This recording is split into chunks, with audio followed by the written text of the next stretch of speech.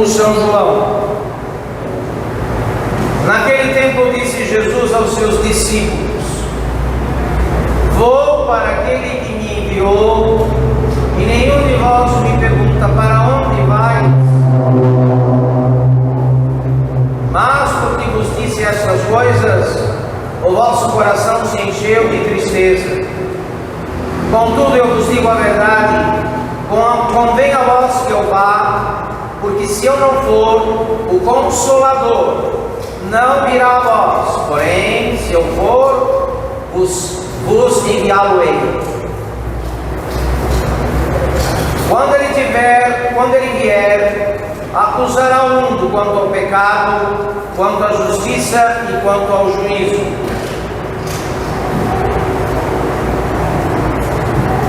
Quanto ao pecado, porque não acreditaram em mim.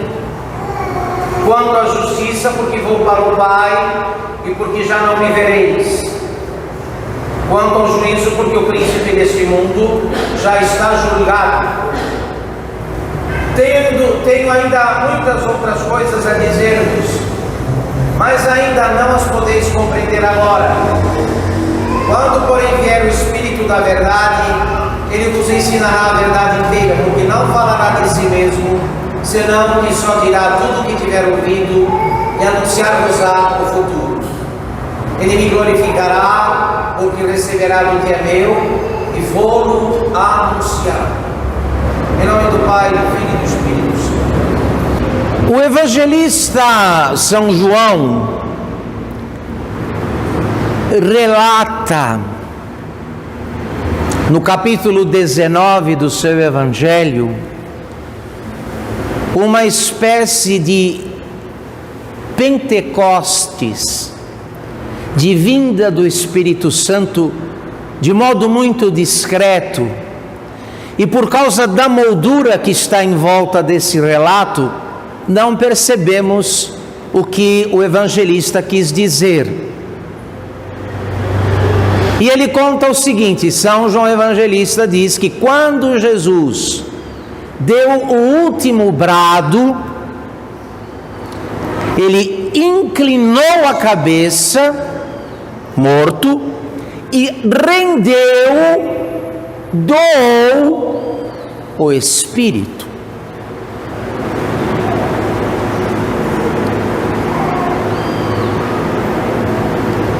Ele rendeu, doou, deu o Espírito.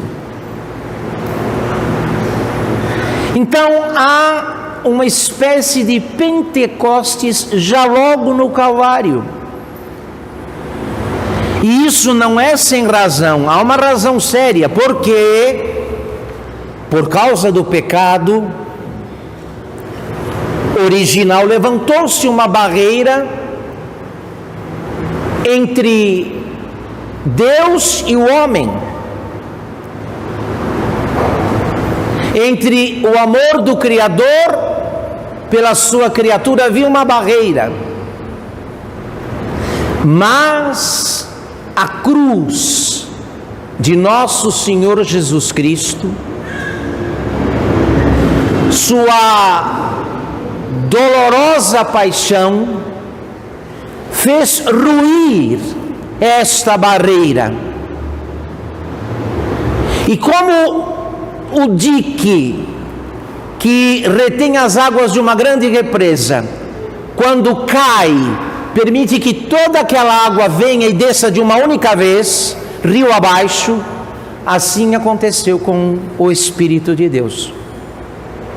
Vencido o pecado, reparado o pecado, dada a Deus a devida satisfação pelos crimes dos homens, nosso Senhor dá um brado. Outrora as trombetas dos sacerdotes fizeram ruir as muralhas de Jericó.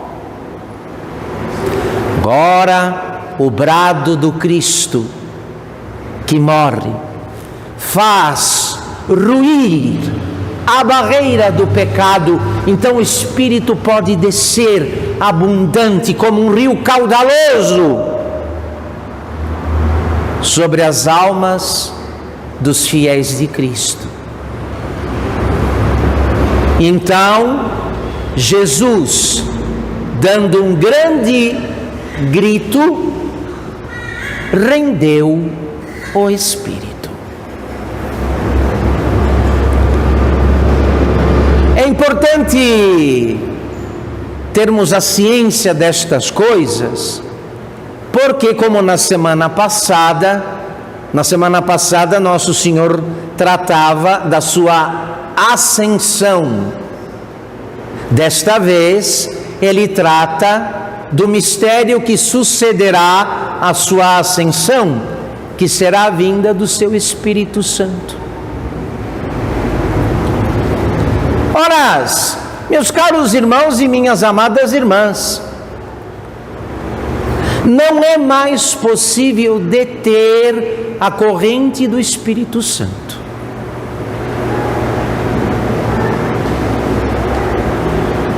Não é mais. Consumada a obra da nossa redenção, não é mais possível pôr barreiras ao Espírito. Ele flui sobre a igreja e assim será até o fim. E eu gostaria, com esta catequese, de predispô-los para a futura festa de Pentecostes, a festa do Espírito Santo. De modo que, chegando mais uma vez para toda a igreja, a oportunidade de viver o que outrora os apóstolos viveram no cenáculo, de viver o que os que estavam no Calvário viveram quando Jesus dá o Espírito Santo a morrer, temos a necessidade de cuidar de 3 questões para não interromper o fluxo do Espírito, a doação do Espírito, a vinda do Espírito de Deus. Então, a primeira coisa que eu gostaria de tratar com os senhores é com relação a este fundo de maldade que trazemos na alma.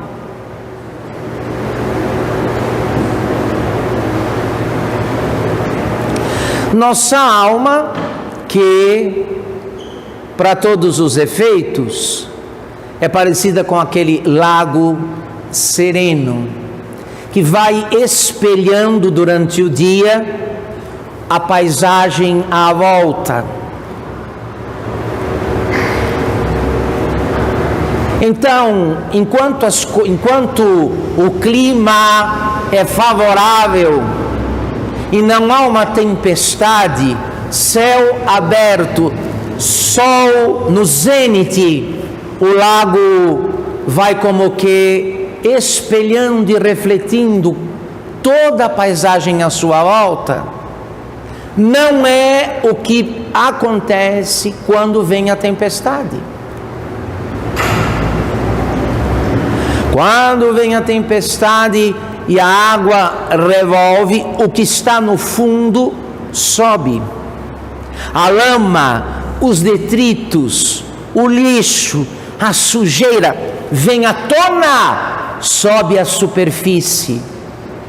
E aí é que se tem a verdadeira noção de que, na verdade, aquela aparência de calma, de sossego, de serenidade, não refletia toda a verdade. Havia algo mais que, por não parecer aos olhos, passava a impressão de não existir, mas existia e estava ali, só esperando a ocasião para se manifestar.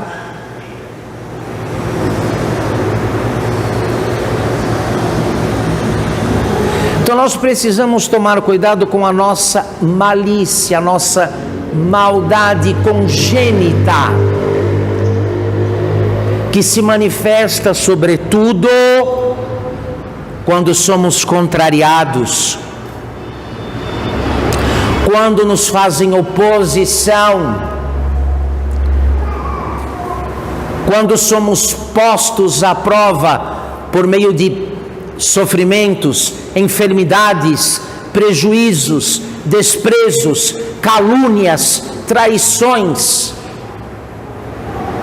A grande utilidade destas coisas que eu acabo de elencar é que elas servem para nos dar a noção do que somos e do que temos na alma.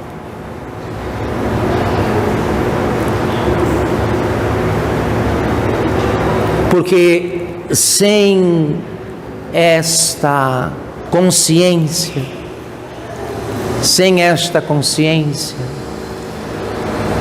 se nos avaliamos tão somente pelo espelho da alma, no tempo da calma e dos ventos favoráveis, não sabemos quem somos. E o único lugar onde o Espírito Santo desce é no cenáculo da alma humilde. E o humilde é aquele que fez as pazes com a sua verdade, por mais dolorosa, por mais amarga, por mais trevosa que ela possa ser.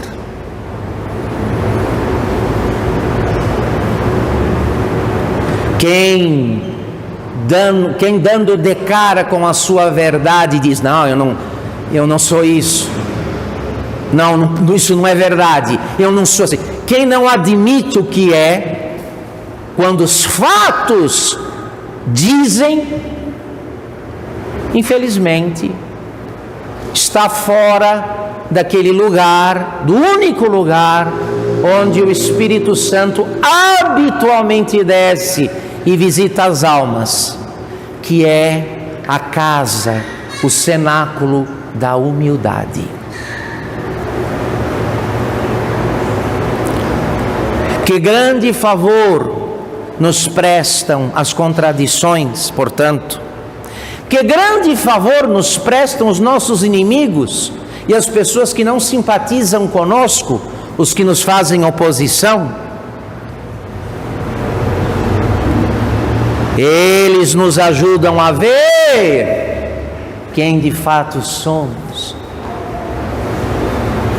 Que somos bem diferentes no tempo da tempestade daquilo que somos quando tudo sopra a nosso favor, quando a brisa é suave e mansa.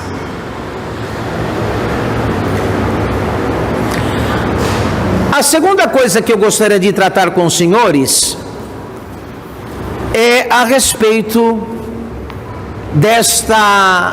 deste erro que cometemos quanto ao nosso trato com Deus e ao serviço que prestamos a Ele.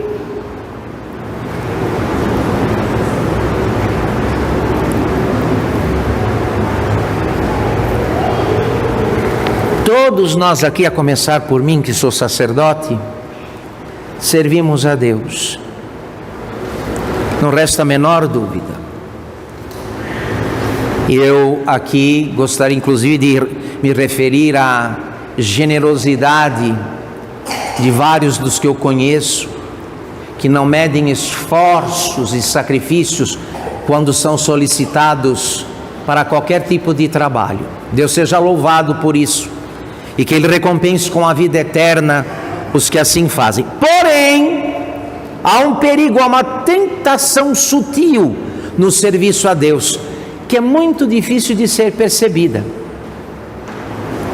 que é aquela de servirmos a Deus segundo nossa vontade, nossa medida e nosso gosto, e não segundo o que Deus quer. Um dia, Davi, o rei Davi, o profeta Davi, o salmista Davi, meteu na cabeça que era obra dele construir o templo de Jerusalém. consultou o profeta e o profeta diz: vai, faz o que pede o teu coração. Não demorou muito, na mesma noite o profeta foi alertado por Deus e disse: não, isso Davi não fará, o filho dele é que vai fazer. E ninguém em sã consciência pode discutir que erguer um templo para Deus não seja uma coisa ótima, mas não era o que Deus pretendia e queria para Davi. E nós não estamos longe desse tipo de situação, meus senhores e minhas senhoras.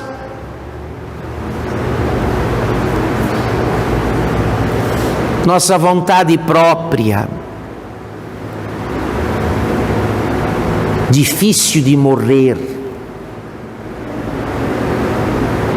difícil de ser mortificada,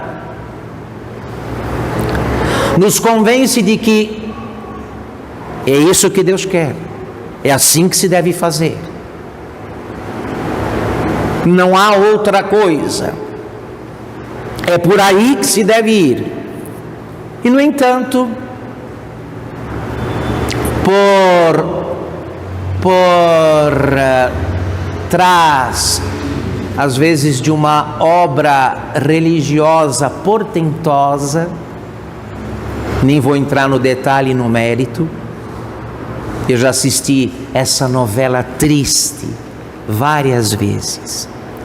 Por detrás de uma obra religiosa portentosa, o que é que está? Uma vontade própria, não mortificada, portanto uma soberba, um amor próprio, que imaginando que serve a Deus, serve-se de Deus. Serve-se de Deus.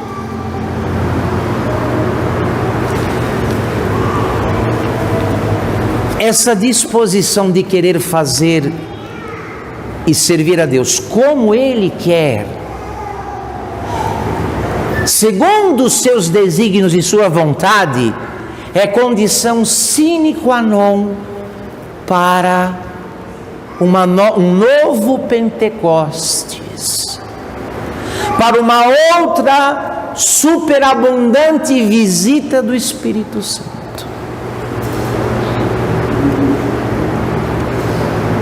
Quem olhando para si diz: ah, não, já está bom, já faço o que dá, eu não preciso mais esquentar a cabeça, este já levantou uma barreira ao Espírito Santo, fechou portas e cerrou janelas. Do Pentecostes não terá outra coisa a não ser o ruído, o som dos cantos, das orações e a visão dos ritos na liturgia, mas mais nada.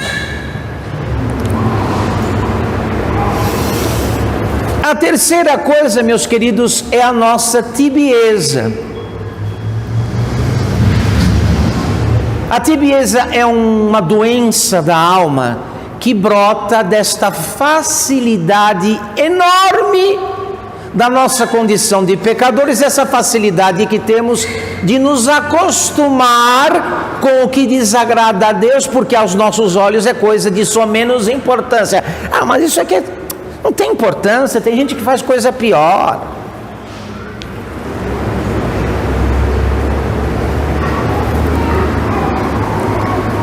Essa atitude produz uma doença terrível na alma, chamada tibieza ou mornidão,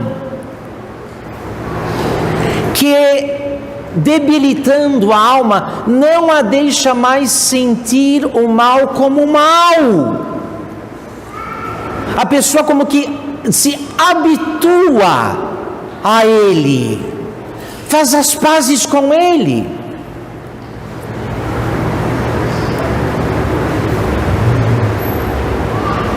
O tíbio se torna, em rápido tempo, um estrito cumpridor do dever e mais nada. Já fiz o meu dever, acabou. Já fui à missa, já rezei meu terço. Incapaz de qualquer gesto de generosidade com Deus. Sempre se nivelando por baixo, olhando sempre pelo retrovisor, pelo que já foi feito, nunca olhando para frente, pelo que poderia fazer. Isso é terrível, porque segundo os santos, quem ama a Deus nunca acha que deu tudo, nunca acha que fez o quê? Tudo. O tíbio não. Quem está tomado de fervor nunca acha que já fez tudo por Deus. Nunca acha que deu tudo a Deus.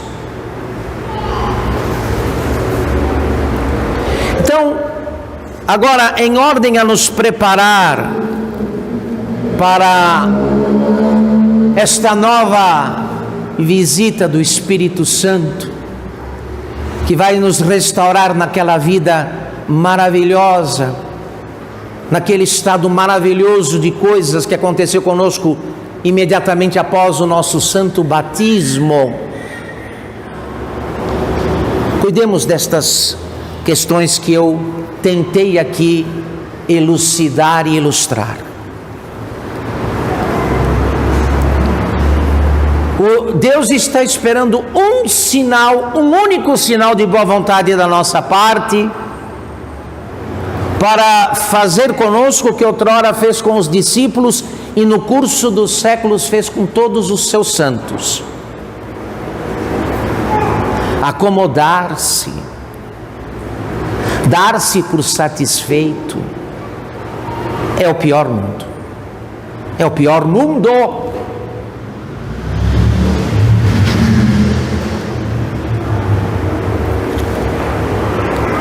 Cuidemos, portanto, da nossa malícia congênita. Não nos deixemos enganar por esta aparente placidez, sobretudo quando as coisas estão conforme o nosso gosto.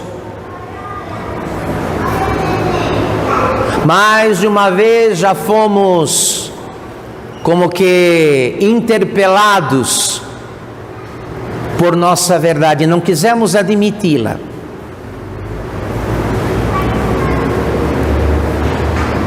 Esconder, aqui, quando Deus, por sua inspiração ou pelos fatos, nos revela a nossa malícia, querer negá-la é o mesmo que maquiar um cadáver, passar maquiagem num cadáver.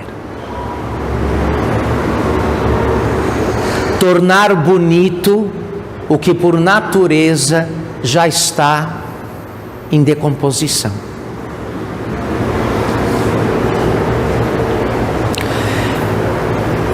A segunda coisa, meu irmão, é importante servir a Deus. Temos todos a obrigação de servir o Senhor, de nos distinguir como servos e bons servos de Deus.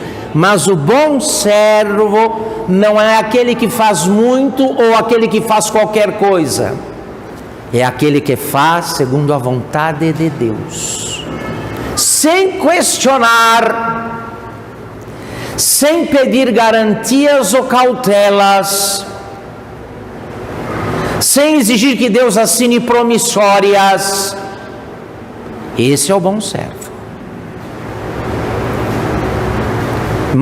Mais interessado do que fazer muito, está interessado em fazer conforme Deus quer. Em terceiro lugar, cuidar deste estado de tibieza, desta tendência permanente que temos de achar os nossos, não é? Nós, quando se trata do nosso mal, apagamos as luzes. Quando se trata do mal alheio, acendemos todas as luzes e ainda colocamos uma lupa.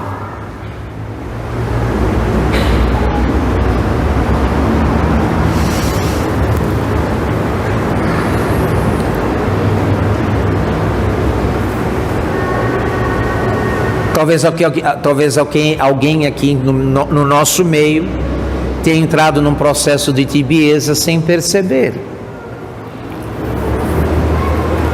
Porque não dói mais nele o que dói em Deus. Não o desagrada mais o que desagrada a Deus. Temos um problema sério. Temos um problema sério.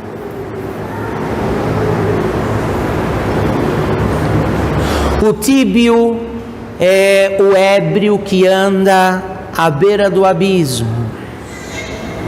Muito difícil que um embriagado, andando à beira de um precipício ou de um abismo, acabe caindo nele.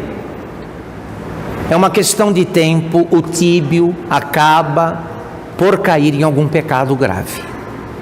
Não tem como resistir. Não terá, com o passar dos dias, dos meses, como resistir. Então logo vem uma tentação maior. Uma tentação mais forte. Então, atentos a estes 3 aspectos de nossa vida espiritual, daremos a Deus sinais de que nos preparamos para receber com a igreja uma nova visita do Espírito Santo de Deus. Daquele amor a respeito do qual o apóstolo São Paulo fala na carta aos Romanos. O amor de Deus foi derramado em nossos corações pelo Espírito Santo que nos foi dado. Qual é a nossa maior carência? Qual é a nossa maior necessidade? É do amor de Deus?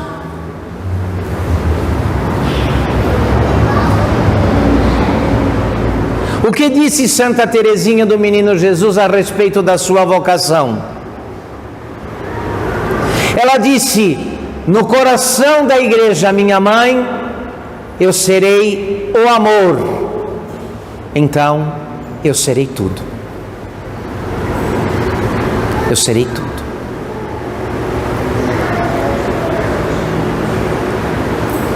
Imagine se há qualquer força no universo que pode deter, segurar, barrar a alma de um homem ou de uma mulher que se permitiu informar, encher-se do Espírito Santo. Nada, nem ninguém pode deter a alma, uma alma na qual o Espírito Santo pôde repousar. Nada.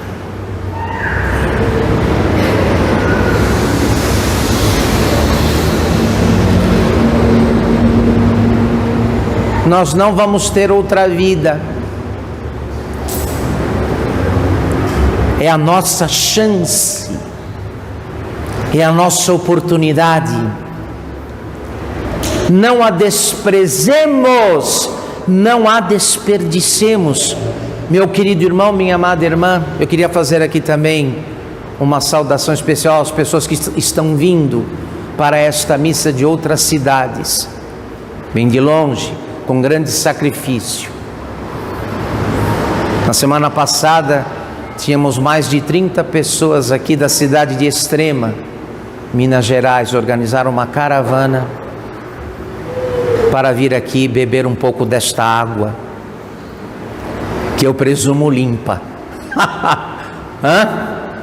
Esta água limpa.